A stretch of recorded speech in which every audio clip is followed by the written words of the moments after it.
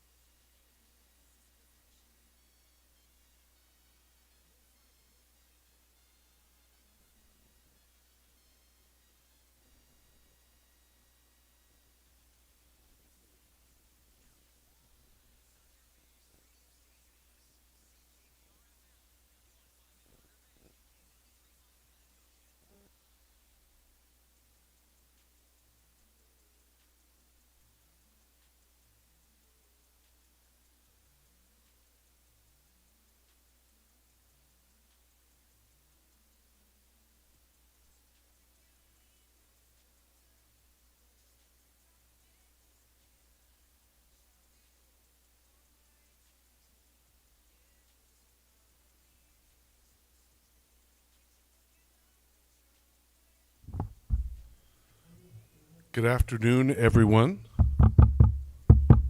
Tony? Everybody hear me okay here?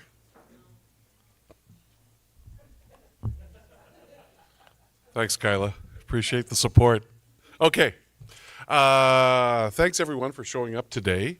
And what I'm going to do is run through a brief presentation about where we are in the project right now. And if you have any questions or comments, we'll entertain those afterwards. So we'll just start out. Some people aren't familiar with the project. Wapakwe First Nation, as you know, is about 600 kilometers north of here.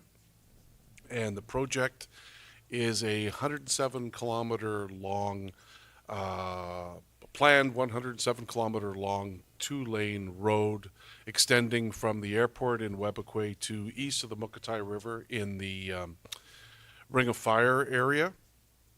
And you can't see very clearly on this map, but this map shows the preferred corridor for the road. So the corridor is actually 2 kilometers wide. That's the planning corridor we're working within, and we've got a preferred alignment or route within that. And the image on the below that shows the 3 current all-season road projects, environmental assessments, impact assessments that are going on right now. Webakwe First Nation, the Webakwe Supply Road is the northernmost project, again running from the airport to east of the Mukatai River, in the Ring of Fire area, McFalls Lake area, and then the plan is it would join with the Northern Road Link Road, which then extends south and would meet with the Martin Falls Community Access Road west of Martin Falls. That then extends down to join 2 resource roads that are planned to be upgraded, and then they would ultimately connect with the provincial highway network. So in terms of the purpose of the Webakwe Supply Road, there are three main purposes: moving material, supplies, and people from the airport to the McFalls Lake area in support of the development and exploration activities in the region, providing employment and economic development opportunities to the community, but allowing them to continue to live in their community and continue to practice their cultural activities as well. And then finally, experience and training opportunities. There would be a lot of them stemming from this project, particularly targeted at youth. The idea is ultimately encouraging them to pursue additional skills through post-secondary education, other types of extended education like that. The project itself, as I mentioned, is 107 kilometers long, extending from the airport in Webakwe to McFalls Lake. 17 kilometers of those 107 kilometers are within the Webakwe First Nation reserve lands. The final corridor width is 35 meters. So that's the right-of-way for the 2-lane road surface. There's some really key things to remember about this project, and the first thing is this is Webakwe's road. They are the proponents of this, meaning they initiated this process, working with the province. And as the proponents, they view themselves as caretakers of the land, stewards of the land and waters in the area. And the idea is that they will continue in that role and extend that role as the project moves forward beyond the environmental assessment and the impact assessment. So this will offer opportunities for community members to learn new skills, apply new skills, and all these skills are helping to maintain the health of their territory. Another part of this that's important to remember is there would be knowledge transfer to Webequie as part of this. The technical team, during the course of our work, we share our knowledge and experience, but these activities would continue during construction as well. The idea is ultimately for community members to take on this responsibility fully themselves over time. And that responsibility is to make sure the project meets its commitments, because there will be a lot of commitments that come out of these environmental assessments and impact assessments. Confirming that the effects, as typically is done after post-EA approval, there's a role to confirm the effects are within the range of what was expected, potential effects, and then ultimately it's the enforcement and implementation of construction and environmental management plans, and these are plans that have many plans within them to deal with all kinds of different situations, and I'll get into some of these as we go further along. And then the final key point I think to remember is that every project has effects. There's no project that doesn't have environmental effects. But the thing is to use the best available methods, to look at the best practices and apply those to do everything possible to minimize or eliminate those potential effects. So during construction and operations, there will be an extremely high amount of oversight over the work. There will be an environment committee that's assembled to ensure community members have their voices during this process. Neighboring communities have their voices as well too, and the idea is for this committee to be in constant communication with the project teams as the project moves along. And obviously part of this involves consideration of Indigenous knowledge and protocols, monitoring program development, making sure those programs are holistic, so not just Western science, but involving Indigenous knowledge as well too, mingled together to make sure that there's a most comprehensive sort of policing of the health of the environment during the course of the project. There will be a large number of Indigenous monitors from communities, Webequie, maybe other communities as well too, and their role is again to make sure that the land and waters are protected. So when we conduct an environmental assessment or an impact assessment, one of the big tasks ultimately is to identify potential project effects. We do this for each what you call valued component. Valued components are the things, the best way to describe it is the things that people consider to be important, that need to be studied and thought about during the course of the impact assessment. So these were identified not only by community members, but by government regulators, special interest groups, the general public as well. And so potential project effects are identified for each valued component as part of doing the environmental assessment or impact assessment work. So what are potential project effects? These are effects that could be caused by the project during construction or operations of the project. Each of these effects has a pathway or a route that's followed by the effect as it happens.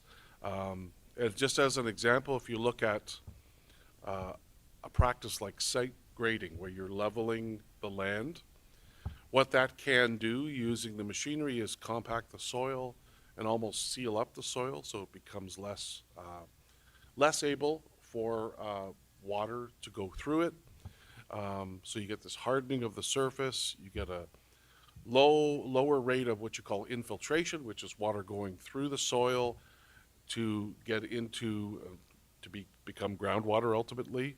And then what happens is you get a lowering of groundwater levels. So typically this happens for a temporary period of time, and then with restoration, things get back to maybe not exactly what they were before, but somewhere like that.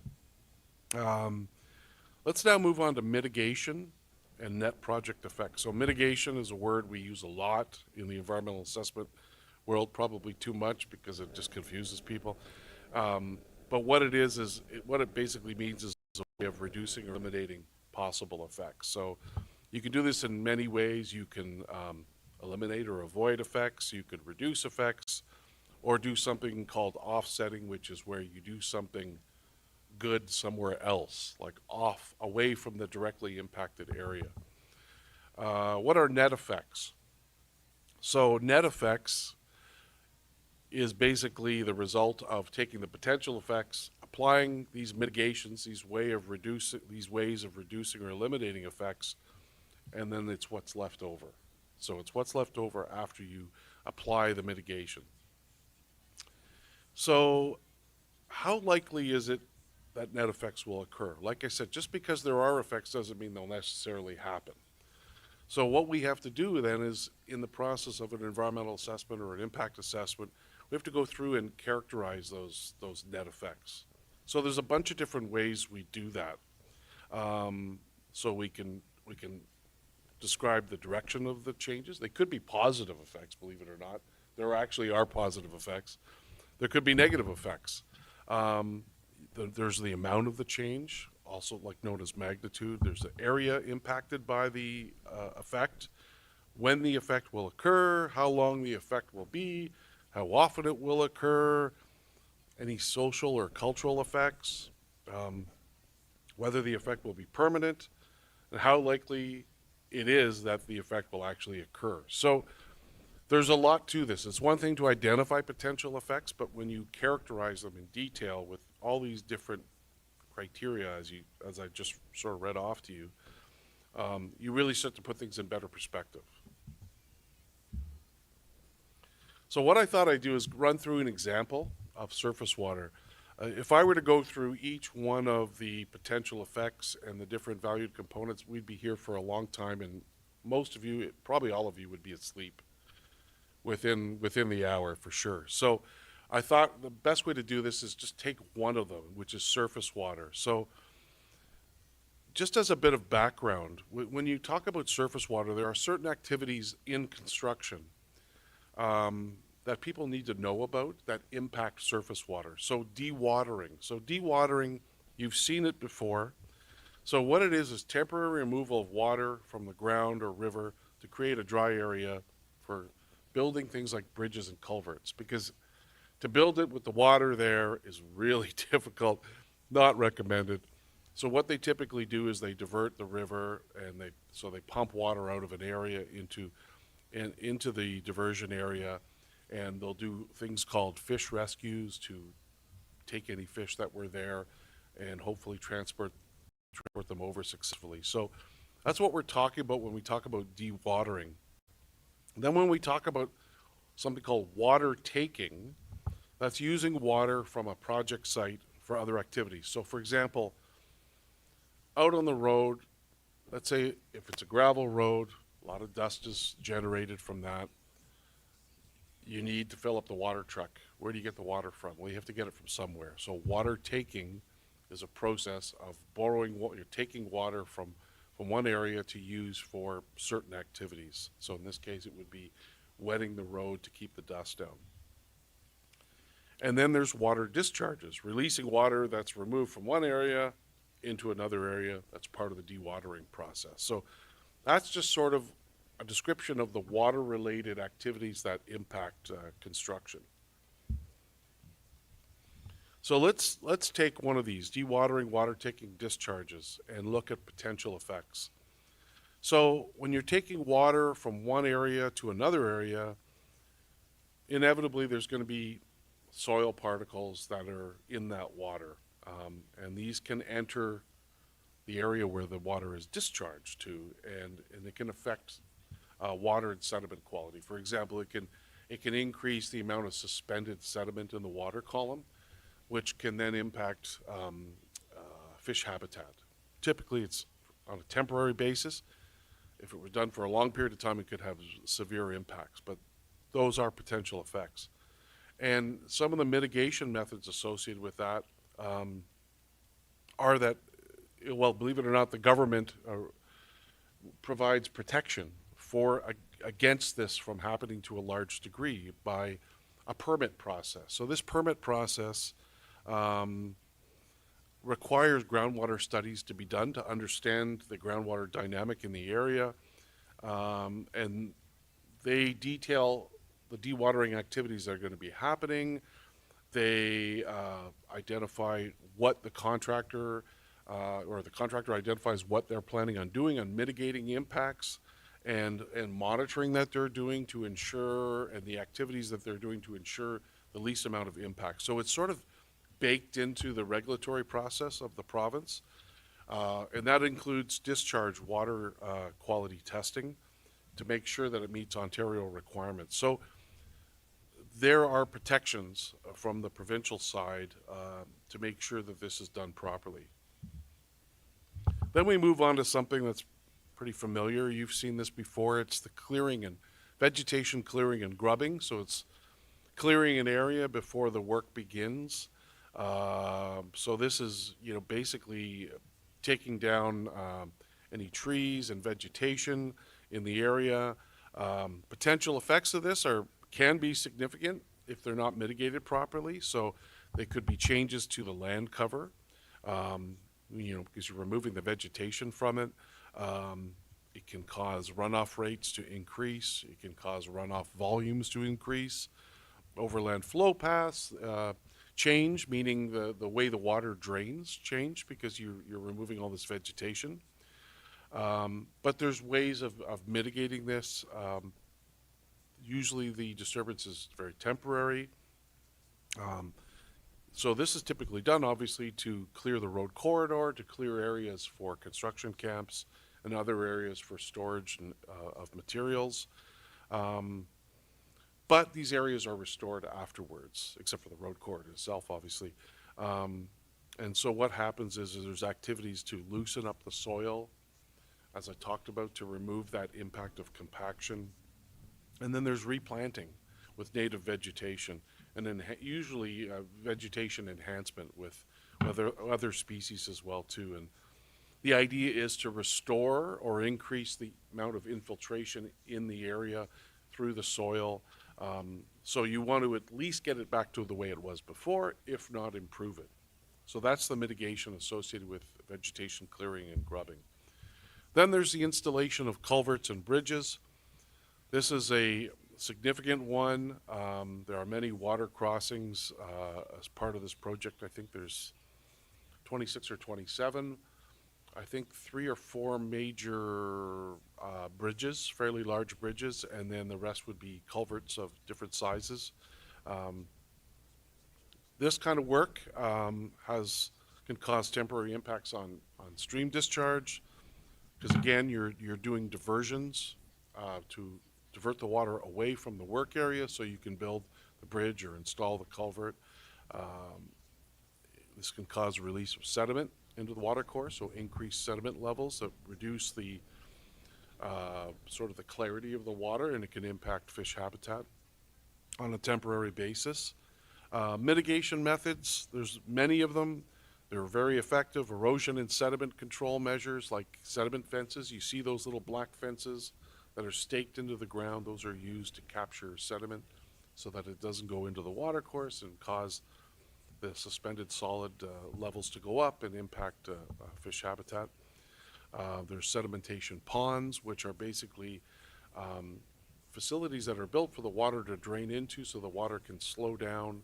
And what that does, slowing down the water or stopping the water, allows the sediment that's suspended in the water to settle out. And the idea is the contaminants are associated with the sediment, so they settle out and not going back into the water course. And erosion control fabric as well too, uh, similar role to prevent soil from going directly into the water courses. And then, of course, and a lot of people don't realize this, but once an EA is approved, with this construction and environmental management plan, it's a very detailed, prescriptive plan, and it's very strictly enforced. At least it should be, and it usually is, and it's very, very strict. Spills response, storage, and handling procedures for material that could potentially impact water quality. So things like spills, and we'll get into that in a minute, fuel spills, things like that. Another way to limit impacts is to change the timing of construction activities so that they're done during low flow conditions to reduce impacts. Um, and then conduct the in-water activities during timing windows, like not during spawning season for important species as well too. So there's a lot of different ways of mitigating those impacts. Roadway drainage design. This is another important one, especially when it comes to things like spills, accidental spills. But you think about when it rains on these water courses, there is exhaust from vehicles.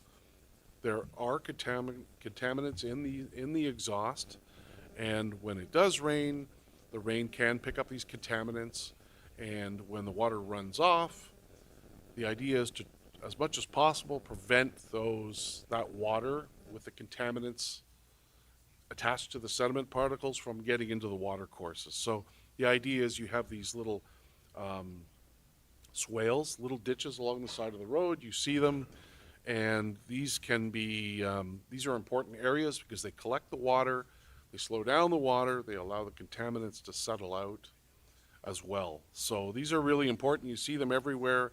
They're the technology now and the methods now to be able to build these things and make them work well has really improved a lot in the last few years. So they're a very effective way of managing the stormwater runoff. Next is accidental spills and leaks. We hear this often from community members. There's a lot of fear of this, understandably. So we're talking about contamination of water bodies from spills, leaks, and other kind of releases, oil leaks, whatever. And they can impact soil quality, surface water, groundwater, fish and wildlife habitat. But there are methods in place for properly storing fuel, petroleum products, other hazardous materials. These are very strictly enforced as part of these construction environmental management plans. And then, of course, there's emergency response plans if the spill actually does get into the water course. And again, like I've seen this in practice. A small spill on a transmission line, a small oil spill of 10 milliliters of oil, and you'd think, oh, well, that's nothing, right? But it's any kind of spill like that. You basically have to dig up a relatively large area around that to make sure you collect that soil, you bag it, and it has to be disposed of in the appropriate facility. So even small amounts are taken very seriously as part of this. Next one is always a favorite, rock blasting. This is one that can, as you can imagine, it can cause disturbance to water wells and other sensitive features. Mitigation methods are to eliminate as much as possible the need for blasting through other techniques like bedrock ripping, just drilling, hammering, other ways of getting the aggregate that you need. Again, blasting, as you can imagine, and it's a good thing, is heavily regulated. There's a pre-blasting survey that needs to be done to identify any nearby wells and other sensitive features within 250 meters from the blasting area. There's mitigation measures that are adjusted based on that survey and the results of the survey. You can't do blasting within 50 meters of existing water supply wells. So it's again a pretty heavily regulated activity, and that's regulated by the province and the federal government, I believe, too. I'm sure my aggregate friends can comment on that, but let's move on now to construction and operations activities. Um, Possible effects. So this is when they're building the road and then after the road is built. So some of the activities, things like grading the road, which would be done on a fairly regular basis to maintain the shape of the road, make sure there's no major potholes. Doing that can, as you know, create dust. A lot of dust, depending on how dry it is. Um, and of course, this dust can settle on plants. The dust can have contaminants associated with it. It can settle in the water as well too, and then those contaminants could settle into the water column. So that's an obvious potential effect. Mitigation methods. The idea is fairly straightforward. Watering the road, and then in some cases they use chemical dust suppressants. It just depends on what's permitted, but if that's done, there's restrictions on that. For example, it can't be done within 100 meters of a water body. So there's a lot of uh, ways of managing those kind of effects from construction and operations. Then there's disposal of waste. Potential effects, as you can imagine, not putting waste where in the right places, not where it's supposed to go. That can impact. It's not only a visual impact, but it can impact surface water, groundwater, soil, air quality. Mitigation methods, and these are in the construction and environmental management plans. There's required is a construction waste management plan to ensure that waste is reduced as much as possible. And if it's being incinerated on site, it has to meet provincial standards for air quality. And then, of course, wastewater and sewage in the form of liquid generated has to be treated and managed properly as well, too. So we've come to the end here now, the presentation. So I want to talk a little bit now about where we are. So we, 2 months ago, I believe it was, almost 2 months ago, we issued a draft environmental assessment report and impact statement.